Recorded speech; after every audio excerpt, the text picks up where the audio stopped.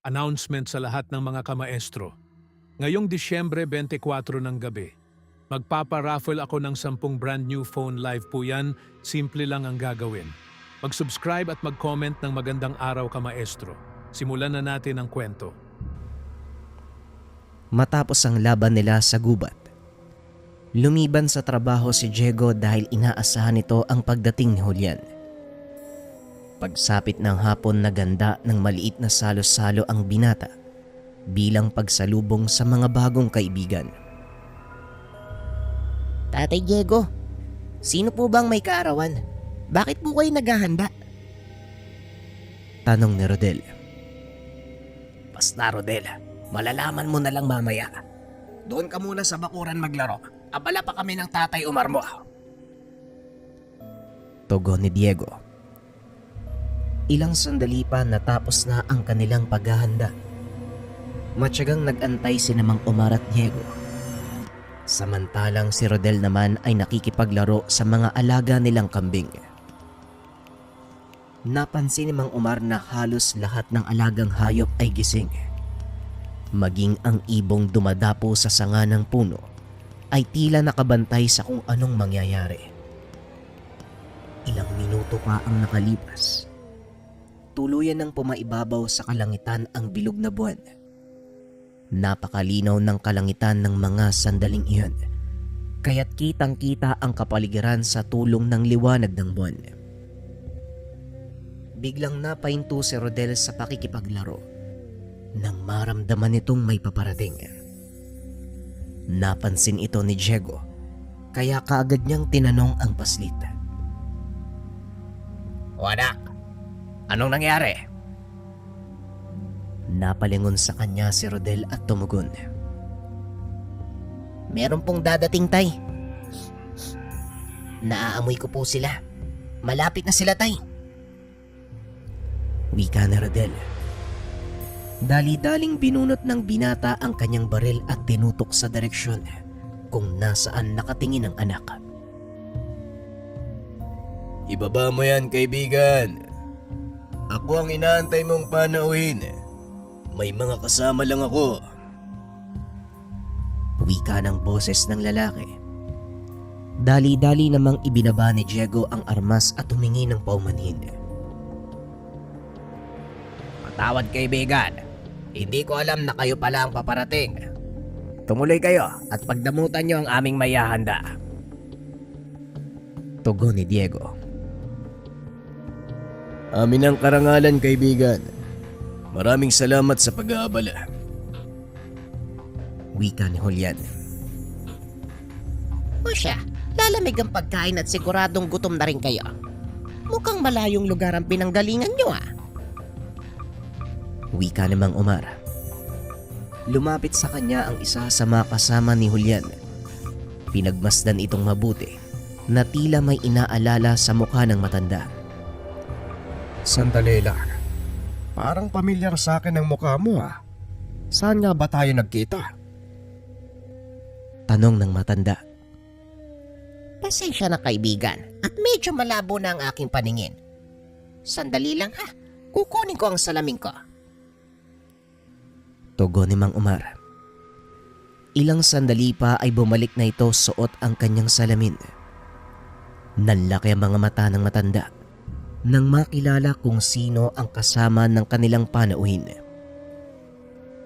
Perer, ikaw nga ba yan? Ay, hindi ako maaaring magkamali. Yang mahabang peklat sa noo mo. Alam ko kung saan nanggaling yan. Hindi pa ba ako natatandaan? Ako si Omar. Magkasama tayong lumaban sa gera kontra Hapon nung kapanahunan natin. Wika ni Mang Omar. Biglang napatayo ang matanda at tumawa ng malakas. Oo nga, natatanda na kita. Julian, siya si Omar. Dati siyang sundalo eh. Siya ang palagi kong sinasabi sa'yo. Wika ng matandang nagngangalang Ferrer. Nabalot naman ng pagtataka ang lahat dahil hindi nila akalaing magkakilala pala ang dalawang matanda. Kung ganon, isang karangalan ng makadaupang palad ang kagaya niyong bayani. Ikinagagalak ko po kayo makilala, Mang Omar. Ang pangalan ko ay Julian. Wika ni Julian. Tignan mo nga naman napakaliit ng mundo talaga. Sino mag-aakalang dito pa kayo magkikita ni Mang Omar? Ay, ako nga ho pala si Diego. Ikinagagalak ko kayo makilala, Julian at Mang Perer. Wika ni Diego. Kagad namang kinausap ni Julian si Mang Perer. Siya pong nakapulot sa sanggol 10 taon na ang nakakaraan. Tumangulang ang matanda. Nakipagkamay kay Diego.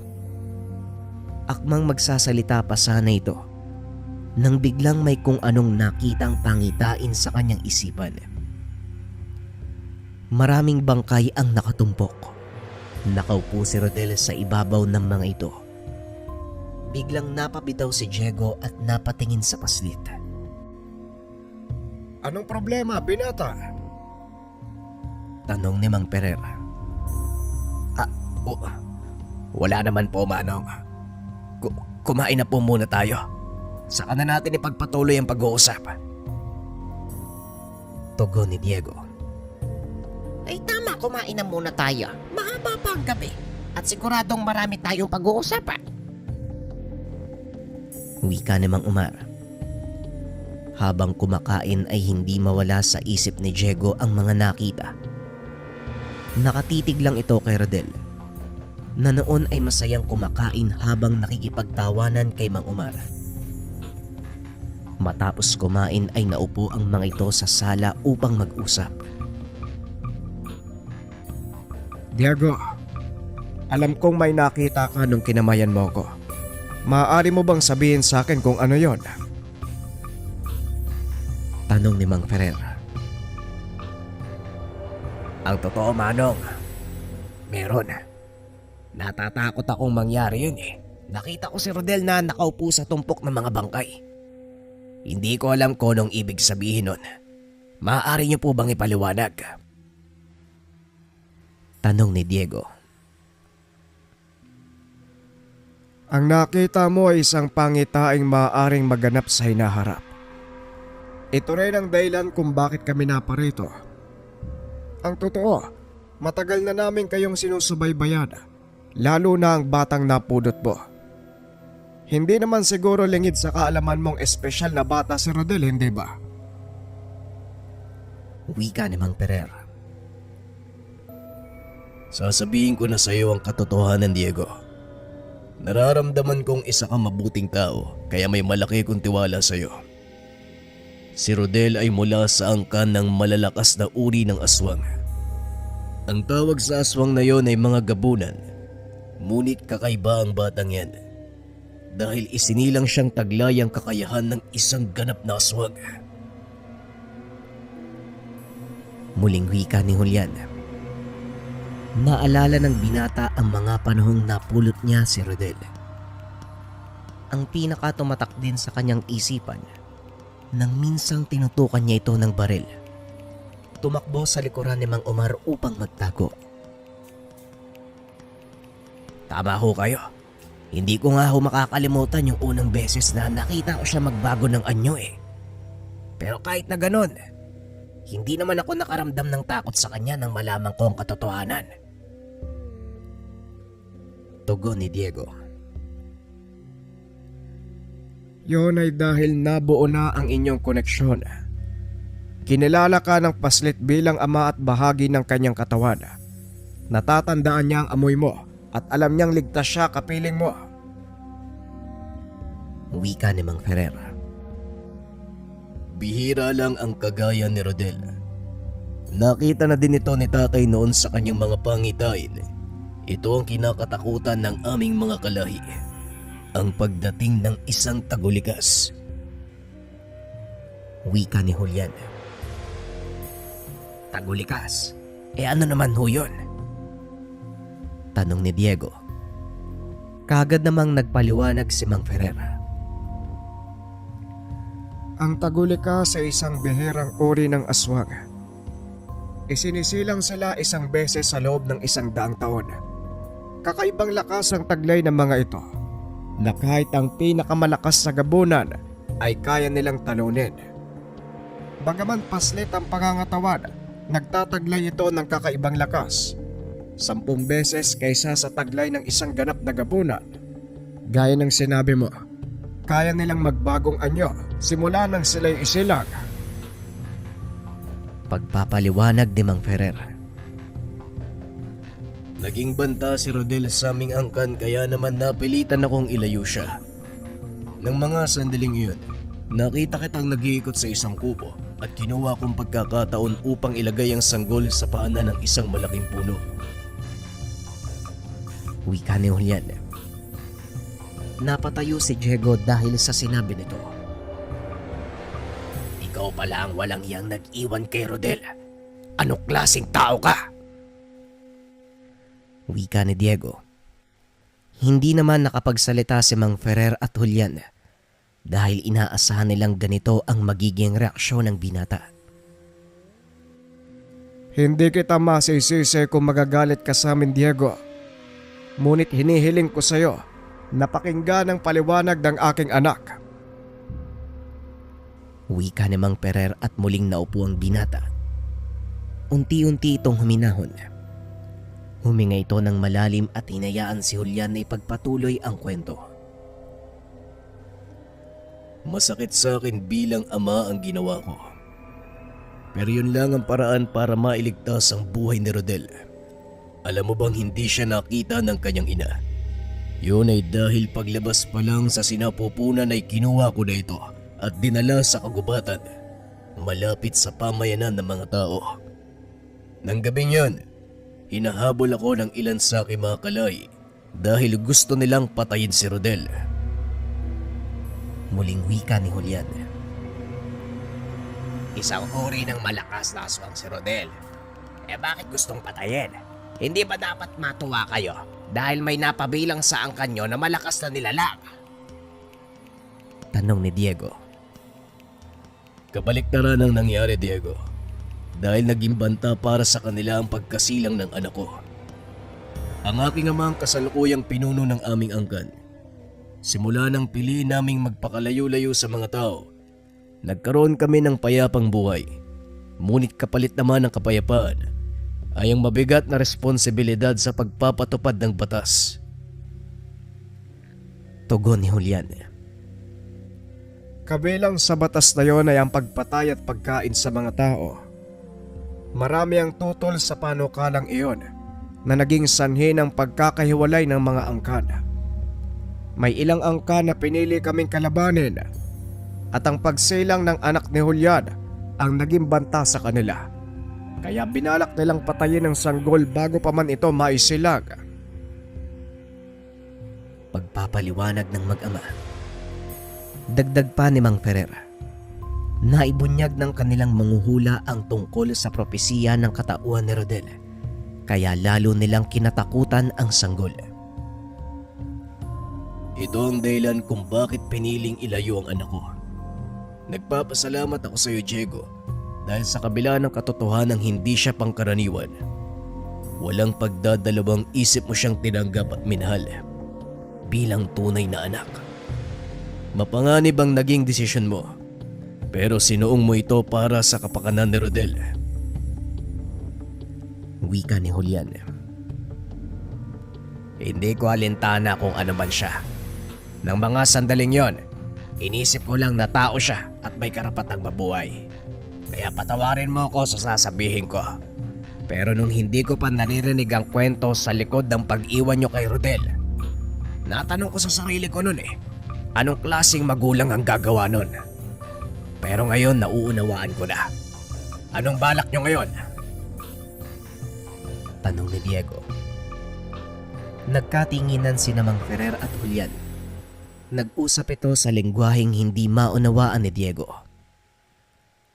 Napagpasya namin ni tatay na iwanan sa pangalaga mo si Rodel dahil ikaw ang kinilala niyang ama.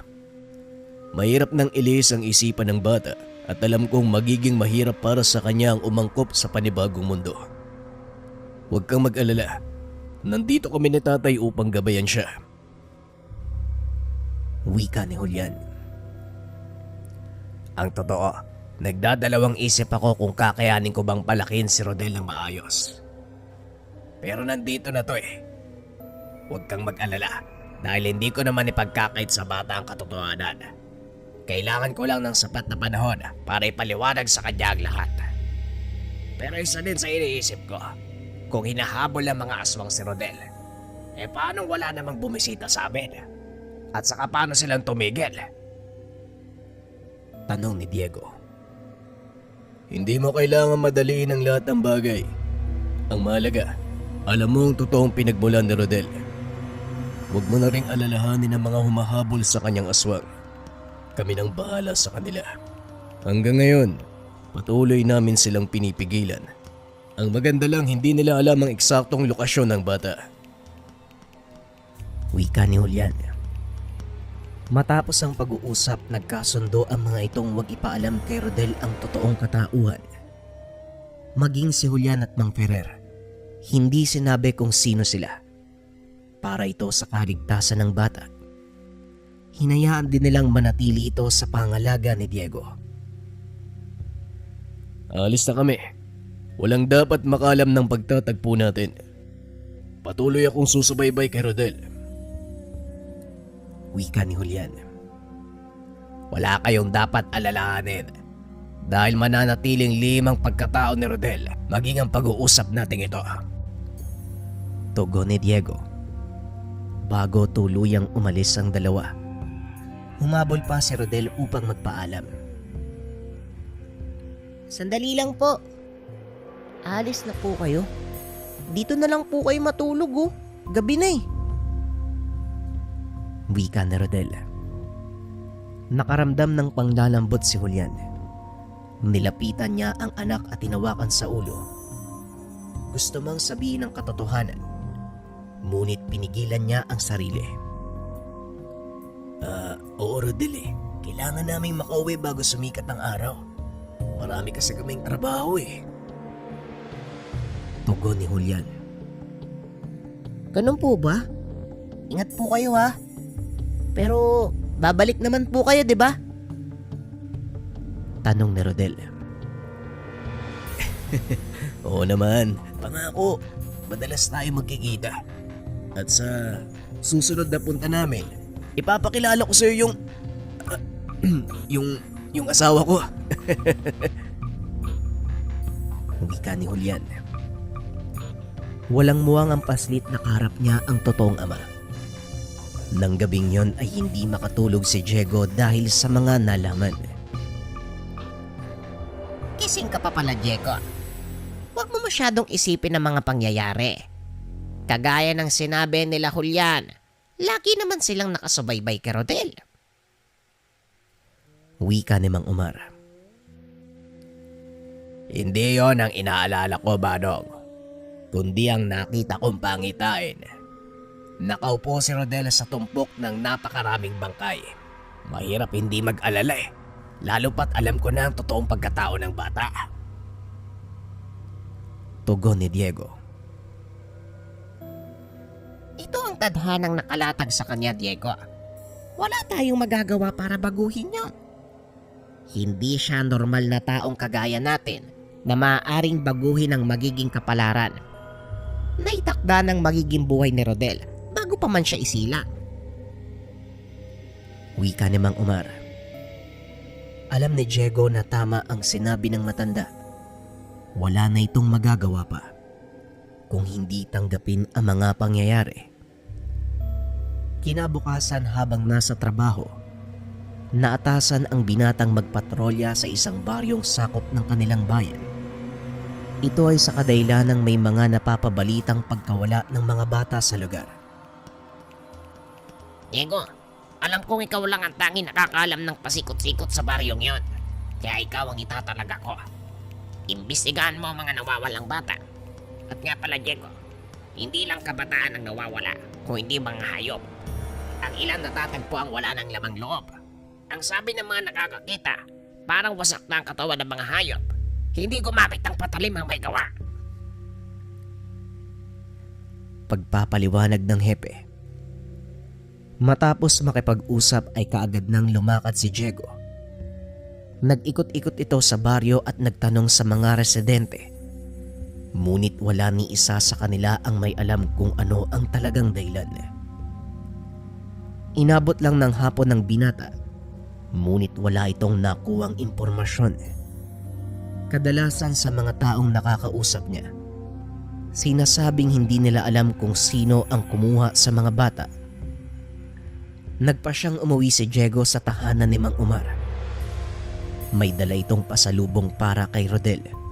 Ngunit laking gulat ng binata nang malamang hindi pa nakakauwi si Rodel. Nagpaalam kasi na maglalaro doon sa sapa. Pinayagan ko naman. Kasi doon lang naman siya palagi naglalaro eh. Hayaan mo, uwi din yun mamaya. Wika ni Mang Omar. Nag-aalala ho ako eh. Hawak ko yung kaso ngayon sa pagkawala ng mga bata. Baka madamay si Rodel eh. Wika ni Diego. Tandaan mong hindi pangkaraniwang bata si Rodel at kaya niyang pangalagaan ng sarili niya. Kaya huwag ka masyadong mag-alala. Muling wika ni Mang Omar. Yun na nga po ang inaalala ko, Manong. Dahil hindi siya pangkaraniwan, baka ito pa ang pagbula ng pagkabunyag ng totoong pagkatao ni Rodel. Wika ni Diego. Sa kalagitnaan ng pag-uusap ng dalawa, biglang dumating si Rodel. Nagulat si Mang Omar dahil may mga kabataan itong kasama. Pasensya na po, nahuli po ako ng uwi ah. Nakipaglaro po kasi ako sa kanila eh. Wika ni Rodel. Dagdag pa nito, inihatid siya ng mga bata para magpaliwanag. Ayon sa mga bata, nahuli sila sa panghuli ng isda sa sapa. Ay maraming salamat sa inyo ha. Sandali lang, ihahatid ko kayo. Delikado ang daan pabalik sa baryo nyo. Tugon ni Diego. Habang naglalakad, kinakausap ni Diego si Rodel. Ngunit hindi sumasagot ang bata. Palinga-linga ito na tila may kung anong inaabangan. Biglang huminto sa paglalakad si Rodel. Hinawakan nito sa kamay si Diego. Kagad na pahinto ang binata at lumuhod upang magpantay sila ni Rodel. Bakit anak? Ano nangyayari? Tanong ni Diego. Bantayan niyo po yung mga batang kasama natin, tay. Meron po akong nararamdaman na paparating eh. Tugon ni Rodel. Biglang tinawag ni Diego ang mga bata at tinipon sa iisang lugar. Inantay nila ang susunod na mangyayari. Hindi nga nagkamali ang paslit. Biglang may lumabas mula sa gilid ng daan. Gumagapang ito sa lupa na parang buhaya. Sa isip ni Diego, wala namang malapit na ilog o sapa sa lugar, kaya imposibleng makarating doon ang buhaya. Dito na inilabas ni Diego ang baril. Tinutukan ang nilalang. Akmang kakalabitin na sana ang gatilyo nang biglang hawakan ni Rodel ang kanyang kamay. Sandali lang po, tay. Parang hindi niya tayo nakikita. Wika ng paslit. Ngunit bigla itong huminto sa kanilang harapan at dahan-dahang tumayo sa dalawang paa. Kagad namang umatras si Rodel dahil alam niyang delikado ang nilalang na ito. Anak, mag-iingat ka. Huwag kang mag-alala, tay. Umalis na kayo. Ako nang bahala dito. Tugon ng paslit.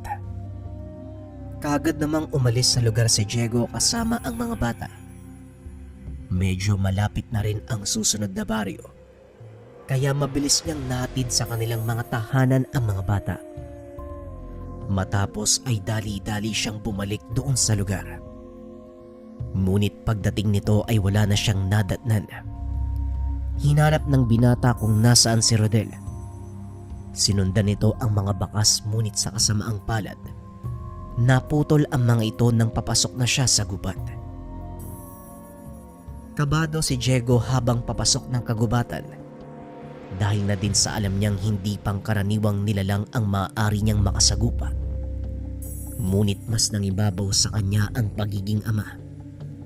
Nagpatuloy ito sa paghahanap hanggang sa makarinig ng malakas na kaluskos at sigawan mula sa dalawang nilalang na nag-aaway. Dito nasipat ni Diego si Rodel na nasa anyong aswang habang nakikipagbuno sa malaking nilalang. Nang mga sandaling iyon, nagtamo ng sugat sa katawan ng kalaban.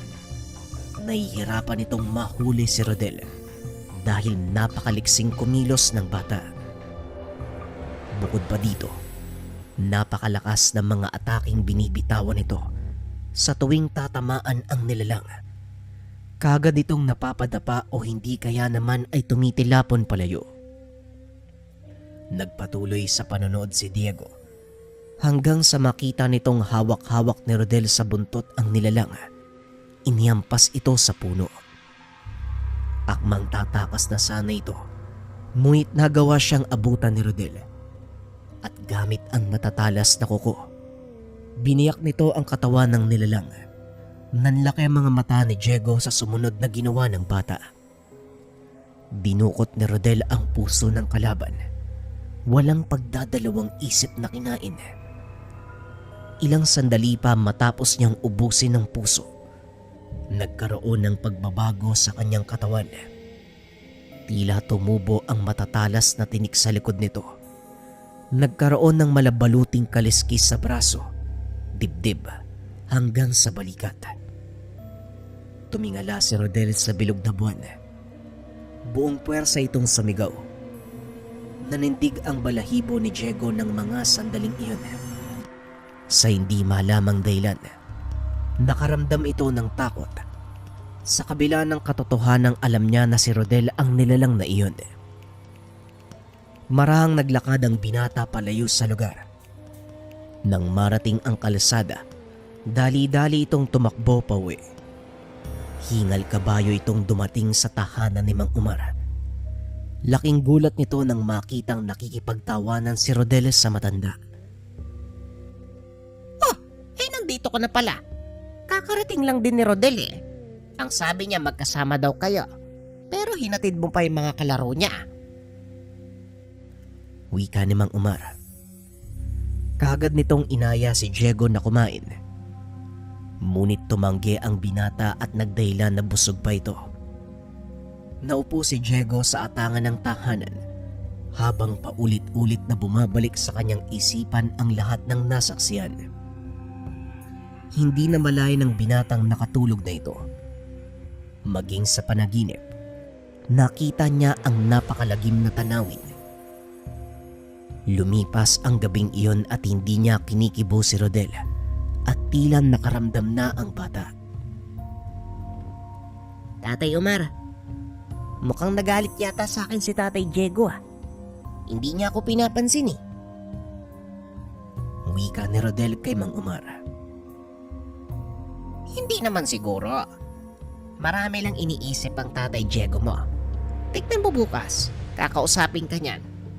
Kaya sige na, magpahinga ka na. May pasok ka pa bukas. Tugon ni Mang Umar. Pagpasok ni Rodel sa silid, kagad nitong pinuntahan sa atangan si Diego. Ngunit napakaimbing ng tulog nito. At nang hawakan siya ng matanda, bigla na lang itong napabalikwas. Hinawakan sa kamay si Mang Umar sabay tutok ng baril sa noon nito. Ay naku po, pasensya na po kayo Manong. Nagulat po kasi ako eh. Ayos lang ho ba kayo? Tanong ni Diego.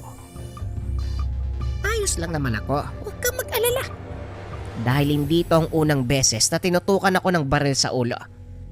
Ano bang nangyayari sa'yo? Pansin ko simula nang umuwi ka kanina, balisa ka. At halos hindi mo pinapansin si Rodel. Ano bang nangyari?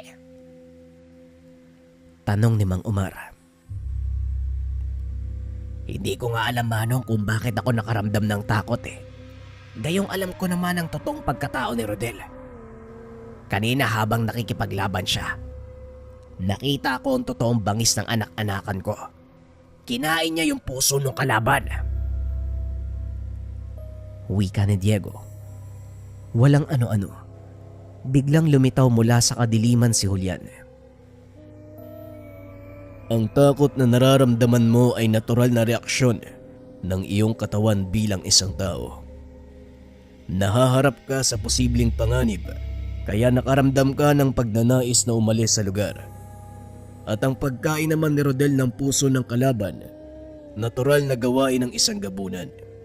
Kinakain namin ang puso ng kalaban na higit na mas malakas kung ikukumpara sa amin para gumaling ang anumang pinsalang natamo sa katawan. Wika ni Julian. Halos lumabas sa katawan ang kaluluwa ng dalawa nang marinig nila ang boses nito. Ano ka ba naman, Julian? Kinikilabutan na nga ako sa mga sinasabi ko kay Mang Omar, tapos bigla ka pang susulpot. Huwag ka nga magpakita ng ganyan. Eh mamaya, pareho kaming atakin sa puso eh. Wika ni Diego. Pasensya na kung nagulat kayo. Nakita ko ang laban kanina. Magaling ang pinakita ni Rodel. Sa kabila ng katotohanang walang nagturo sa kanya ng mga gagawin. Nangangahulugan lang, may isa nga siyang tagulikas. Ngunit wala kayong dapat alalahanin. Kahit anong anyo pa ang ipakita ni Rodel, makikilala at makikilala pa din niya kayo. Wika ni Julian. Nang mga sandaling iyon, unti-unting nawawala ang takot ng binata sa paslit. Naroon ka sa labang iyon, Julian. Kaya sigurado kung nakita mo kung paanong tumubo sa katawan ni Rodel ang mga tinik at kaliskis. Bakit nangyari yun? Tanong ni Diego. Isa ito sa mga katangian ng taguligas. Nakukuha nila ang panlabas na anyo ng kalaban at ginagamit ito bilang pansariling lakas. Ito ang lamang ng isang taguligas. Kaya huwag kang mag-alala. Kung ano man ang makikita mo sa susunod pang mga araw, natural lang ang lahat ng yon. Sige na, hindi na ako magtatagal. Dumalaw lang ako para masagot ang mga katanungan mo. Wika ni Julian at kagad na itong umalis. Tama nga naman si Julian. Normal namang nakipag-usap sa akin si Rodel nang dumating siya. Hinahanap ka pa nga eh. Wika ni Mang Omar.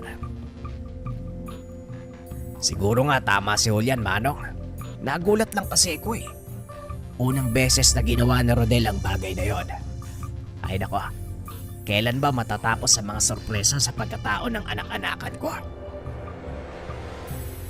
Tanong ni Diego. Matapos ang pag-uusap nila ng matanda, kagad nang natulog ang binata. Kinabukasan maagang nagising si Rodel dahil papasok ito ng paaralan. Matapos mag-ayos ng sarili ay kagad nitong ginising si Diego. Tay, tara na po. Mahuli na ako sa klase oh. Wika ni Rodel at kagad namang bumangon si Diego. Nagbihis ito at humigop na lamang ng kape. Nagpatuloy na sa paghatid sa bata. Habang nasa sasakyan, napansin ni Diego ang mga kalalakiyang may pasang sako. May dalang tabak ang mga ito. Nakita ng binata na may tumutulong dugo mula sa sako. Biglang pumasok sa isipan nito ang kasong hinahawakan.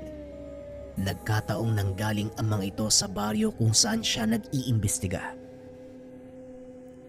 Mga kaibigan, maaari ko bang malaman kung anong laman ang dala niyong sako? Nga pala, pulis ako.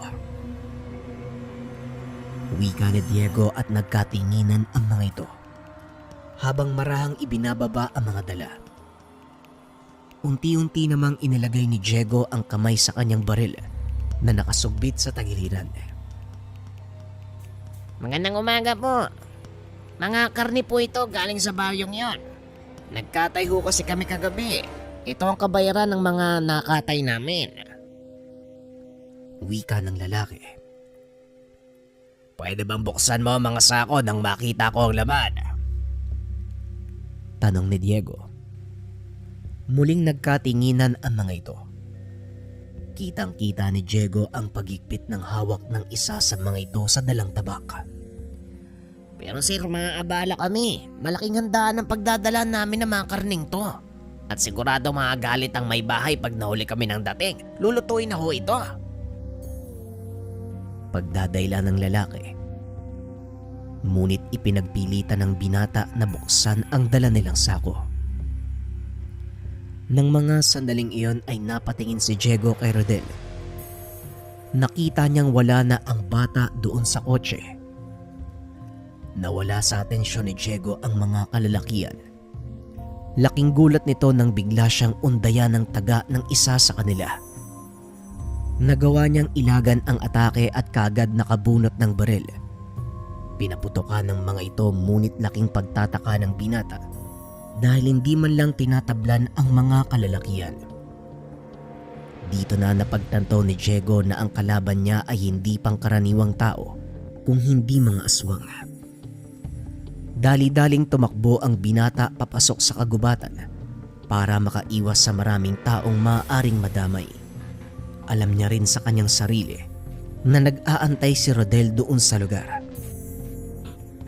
Pagdating nito sa bandang gitna ng gubat, pinalibutan siya ng mga kalalakian. At dito napatunayan ni Diego na tama ang kanyang hinala. Aswang nga ang mga lalaking iyon. Ito ang napala mo sa pakikialam. Kung hinayaan mo na lang sana kaming dumaan, hindi ka na sana mapapahamak. Wika ng lalaki habang nakatitig ng matalim kay Diego. Walang tigil ang pagtulo ng laway nito. Akmang susugod na ang mga ito nang biglang lumitaw si Rodel. Pinagsusugod ang mga ito at laking gulat ng mga kalalakian dahil doon lang sila nakakita ng batang ganong kabilis kung kumilos. May kakayahang sugatan ang kanilang mga balat. Anong uri ka ng nilalang bata? At paano mo kaming nasusugatan? Tanong ng lalaki. Ang totoo, hindi ko din po alam eh. Ang alam ko lang, ayokong nakikitang sinasaktan nino man ang tatay ko. Wika ni Rodel. Isa ka din sa mga nagtatapang-tapangan. O sige, pagbibigyan kita. Wika ng lalaki. Alam nyo, mas maganda yung magiging laro natin kung nasaan yung aswang tayo. Kaso nga lang, hindi nyo kayang gawin yon sa terik na araw. Pero para sa akin, walang kahirap-hirap. Wika ni Rodel habang hinuhubad ang kanyang suot na damit. Tumambad sa mga kalalakian ang marka ng hugis kalahating buwan. Nanlaki ang mga mata ng kalaban dahil alam nila kung saan nanggaling ang markang ito. Mula saan ka na mga gabunan? Pero imposible. Hindi nakakapagpalit ng anyong isang gabunan lalo na sa ganyang edad. Niloloko mo kami, bata! Tugon ng lalaki. Muli nitong sinugod ang bata at tila pinagsisiyan nito ang ginawa. Biglang nahawakan ni Rodel ang kamay at hinila papunta sa kanya, sabay salubong ng suntok sa muka. Dahilan para mabali ang ilong nito at malagas ang ilang ngipin. Hindi naman makakilos sa kinakatayuan ang mga kasama nito. Hindi sila makapaniwala sa mga nakikita. Nilingon ito ni Rodel. Nginitian ng nakakaloko. Ano sa tingin nyo? Niloloko ko ba kayo? Tanong ni Rodel. Nagpulasan ang mga ito. Naiwan ang lalaking kalaban ng paslit. Nilagyan ni Diego ng posas ang kamay at paa nito para hindi na makatakas sa kanila. Ilang sandali pa ay nagkamalay na uli ang lalaki. Laking gulat nito dahil nakatali na ang kanyang mga kamay. Anong ginawa mo sa akin? Nasaan yung mga kasama ko? Tanong ng lalaki. Iniwang ka na ng mga kasama mo. At sa kasamaang palad, hindi ka na din makakaligtas pa. Kaya kung ako sa'yo, makikipagtulungan ako. Magsalita ka. Ano ang laman ng mga sakong yon? Tanong ni Diego. Kailangan pa bang sagutin ang bagay na yan? alam mo nang aswang kami. Kaya siguradong alam mo na ang sagot sa mga tanong mo. Wika ng lalaki. Isang malakas na suntok ang ibinigay ni Rodel sa lalaki. Napatitig sa kanya si Diego. Tay, ganyan po yung mga naririnig ko sa radyo eh. Kapag hindi nagsasalita, dapat sinusuntok o sinisipa. Wika ni Rodel. Napailing na lang si Diego sa sinabi ng bata. Ayoko sa lahat yung pilosopo. Kung makikipagtulungan ka sa akin, may posibilidad na buhayin pa kita. Kaya sabihin mo ang lahat ng nalalaman mo. Muling wika ni Diego. Bahagya namang napaisip ang lalaki at sa bandang huli, naglatag ito ng kasunduan. Makikipagkasundo ako sa inyo kung masisiguro mo ang kaligtasan ko, pati na rin ang aking mag-iina. Dahil sa oras na magsalita ako, paniguradong hahanapin ng aming pinuno ang asawa at anak ko. Wika ng lalaki. Paano ko matutunto ng anak at asawa mo? Tugon ni Diego. Pakawalan mo ko at ituturo ko sa iyo ang pinagtataguan nila. Delikado ang buhay ng mga anak ko, lalo pat hinayaan yung makatakas ang 3 ko pang kasama. Tugon ng lalaki. Kung papakawalan kita, paano ko makakasigurong hindi mo ko tatakasan o gagawa ng anumang kalokohan? Tugon ni Diego. Buhay ng anak at asawa ko nakasalalay dito. Sa tingin mo, magsisinungaling pa ako? At isa pa ang batang asama mo, isang gabunan. Marunong siyang makaamoy ng taong nagsisinungaling. Wika ng lalaki. Rodel, nagsasabi ba siya ng totoo? Tanong ni Diego. Opo, tay. Wala naman po ako naaamoy sa kanya na bahid ng kasinungalingan. Nang marinig ang sinabi ng bata, kagad tinanggal ni Diego ang posa sa kamay at paa nito. Ngayon ituro mo ang daan papunta sa kinaroroonan ng mag-ina mo. Wika ni Diego. Mabilis na naglakad ang mga ito palabas ng kagubatan, pabalik sa kotse ni Diego. Medyo malayo ang kinaroroonan nila. Mas makakabuti kung gagamitin namin ang kotse mo. Isa pa, matatabunan ng amoy ng batang ito ang amoy ko, kaya hindi nila ako madaling matutunton. Tugon ng lalaki. Pumayag naman si Diego. Inabot ng mahigit 15 minuto ang kanilang biyahe bago marating ang susunod na bayan. Huminto ang binata sa gitna ng daan at tinanong ang lalaki. Siguraduhin mo lang na hindi mo ako dinala sa isang patibong. Dahil sa oras na malaman ko, hindi ako magdadalawang isip na patayin ka, maging ang pamilya mo. Wika ni Diego. Maniwala ka sa akin. Walang patibong sa lugar na ito. Tanungin mo ang batang aswang kung may naaamoy siyang kalahi ko dito. Muling nilingon ni Diego ang anak-anakan. Umiling ito na ang ibig sabihin. Wala siyang naaamoy na kahit anong banta ng panganib sa lugar, maliban sa mga taong kapareho ang amoy ng lalaki. Totoo po ang sinasabi niya, tay. Wala po kayong dapat ipag-alala. Wika ni Rodel. Kagad na silang tumuloy papunta sa itinuturong lugar ng lalaki. At sa isang kubo nakita nito ang 2 paslit na nakaupo sa atangan. Nang masipat ng mga ito ang lalaki, mabilis na nagtakbuhan ang mga paslit para salubungin ang ama. Kumusta ang lagay ng nanay niyo? Binantayan niyo ba siya, gaya ng sinabi ko sa inyo?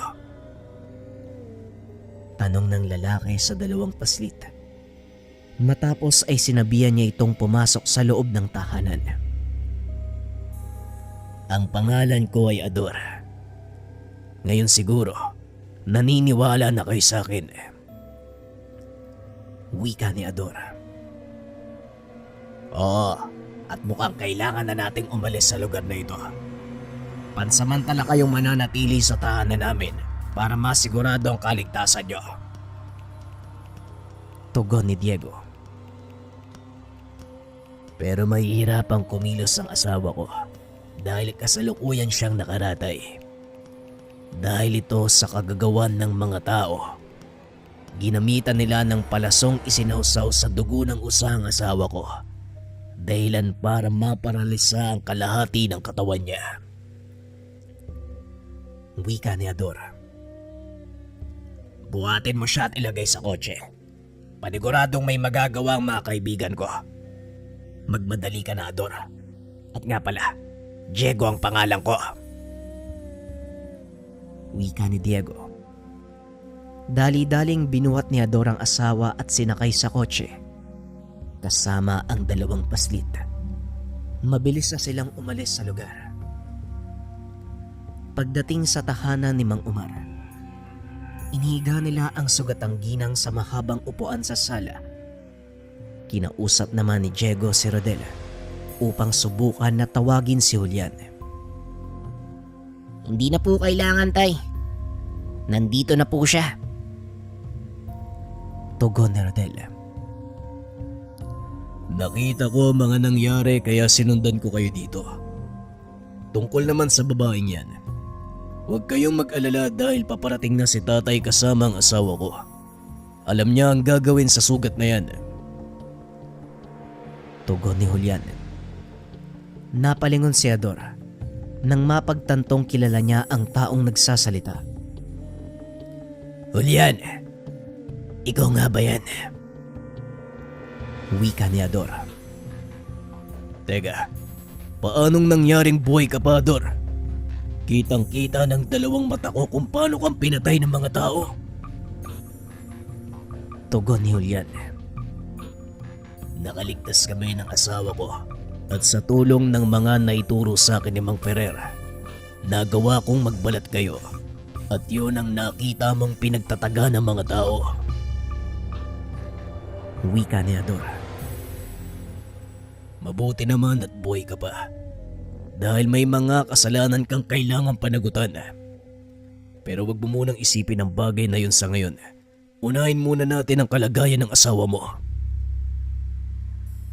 Pag-uusap ng dalawa. Ilang minuto pa ang lumipas, dumating si Mang Ferrer kasama ang isang magandang babae na halos kasing edad lang ni Julian. Mukhang nandito nang inaantay niya. Diego, maiwan na muna kita ha. Kailangan kong pumunta ng bukid. Wika ni Mang Umar. Ngunit pinigilan ito ng binata. Wag po muna kayong umalis, Manong. Delikado pa. Nakatakas sa mga kasama ni Ador. Paniguradong alam nila na wala na si Ador sa kanyang tahanan. Wika ni Diego. Ganun ba? O siya, mananatili na lang muna ako dito. Ang totoo, kinikilabutan ako eh. Dahil puro aswang ang nasa loob ng tahanan. Tugon ni Mang Umar. Wala kang dapat ikatakot, Manong. Puro kaibigan natin ang mga yan. Wika ni Diego. Halika, doon tayo sa kusina. Balita ko, mahusay kang gumawa ng kape. Wika ni Mang Ferrer.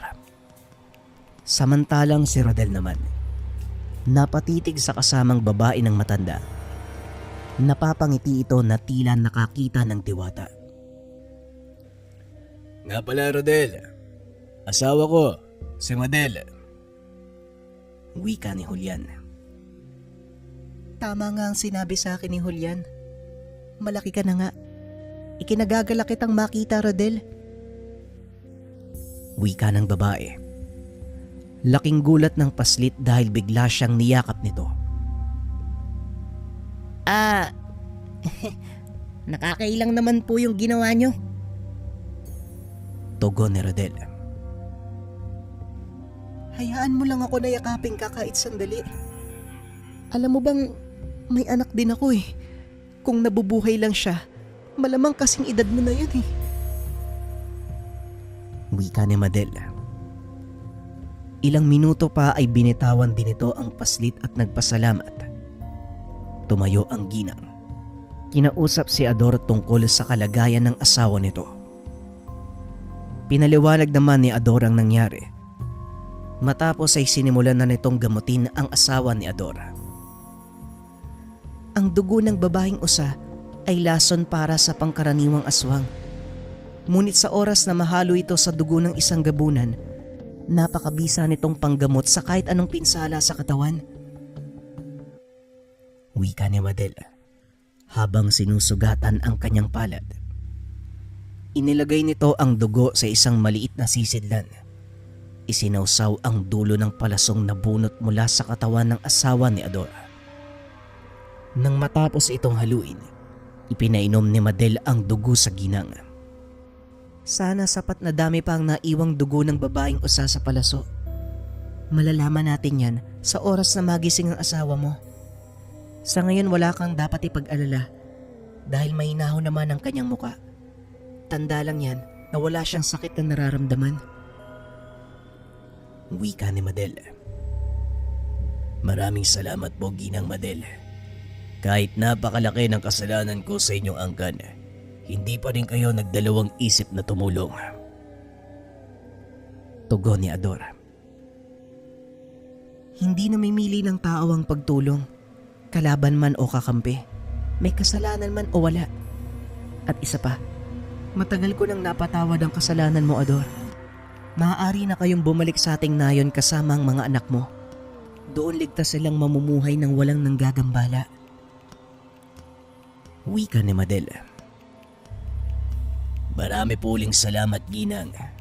Nga pala, naparito ako dahil nakipagtulungan sa binatang pulis. Nasa na pala si Diego?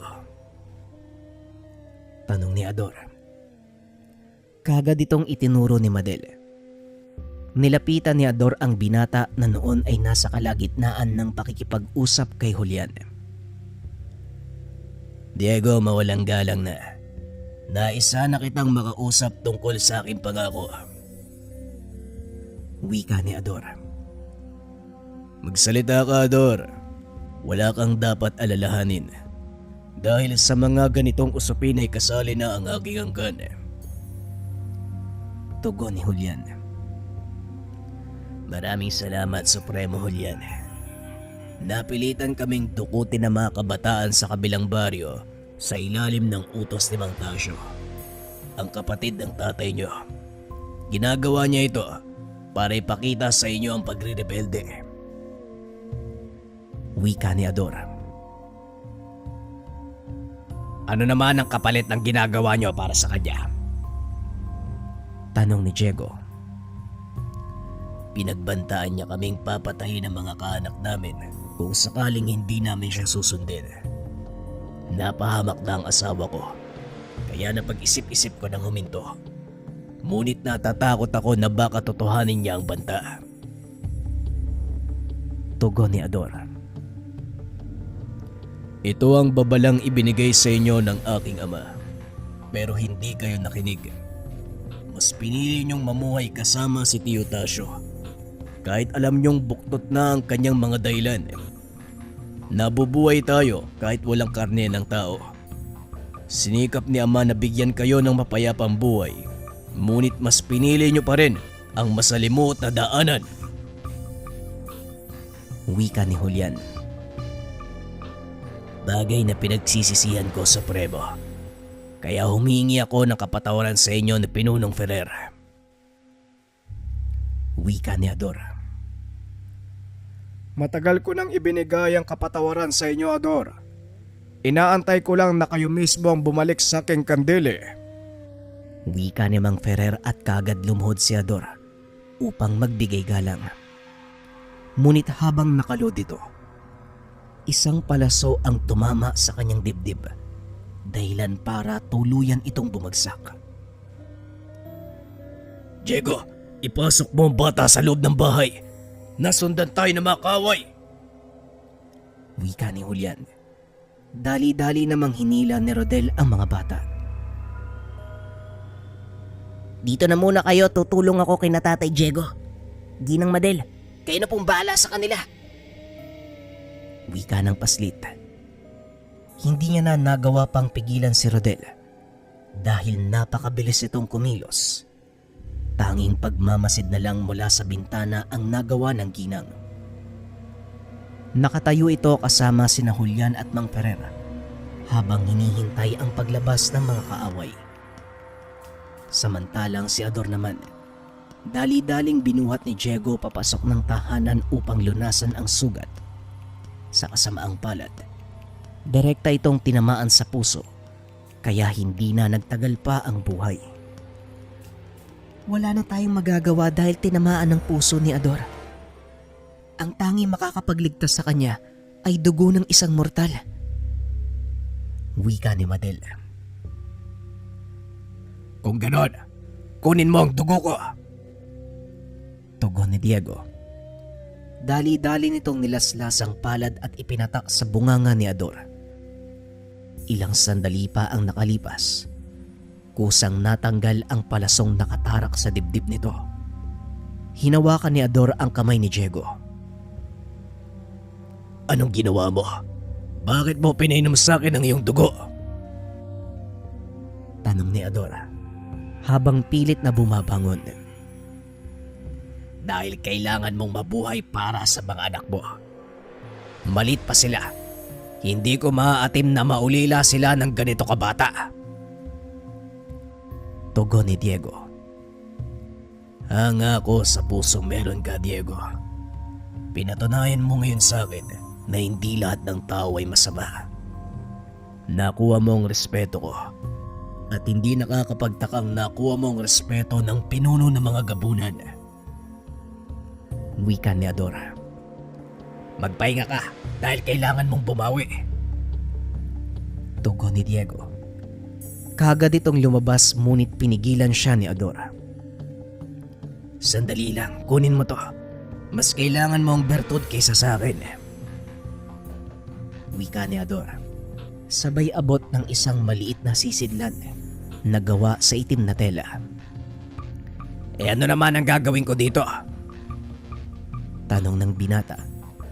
Sa pagkakataong iyon ay si Madel ang sumagot.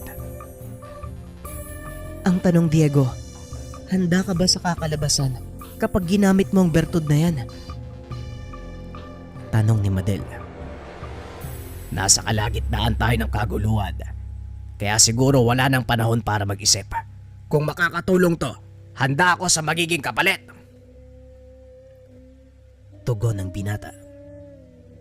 Lunukin mo ang bertud na yan at magkakaroon ka ng bilis at lakas na kagaya ng sa mga aswang.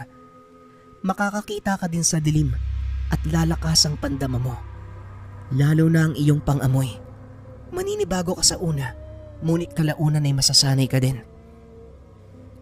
Wika ni Madel.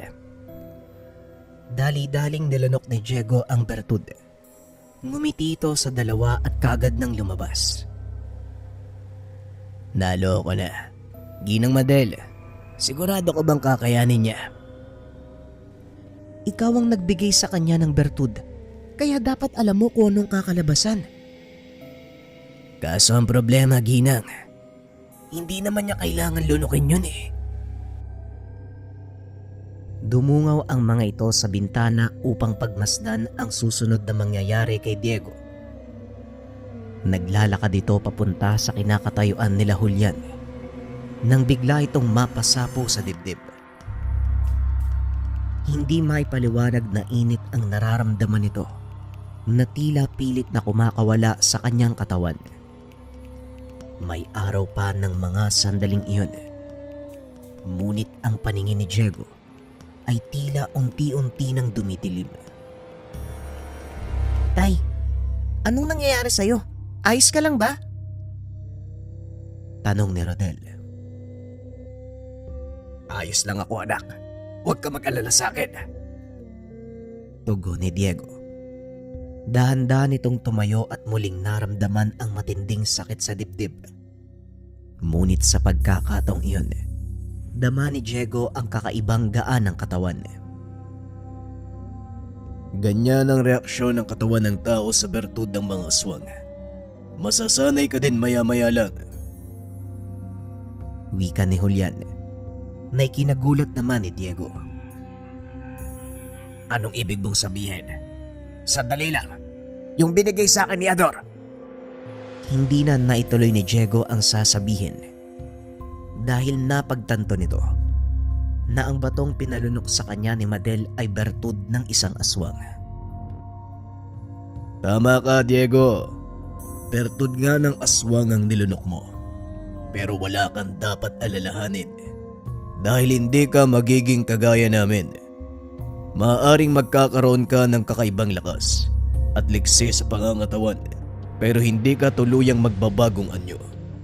Hanggat kaya mong panglabanan ng pagkain ng laman ng tao,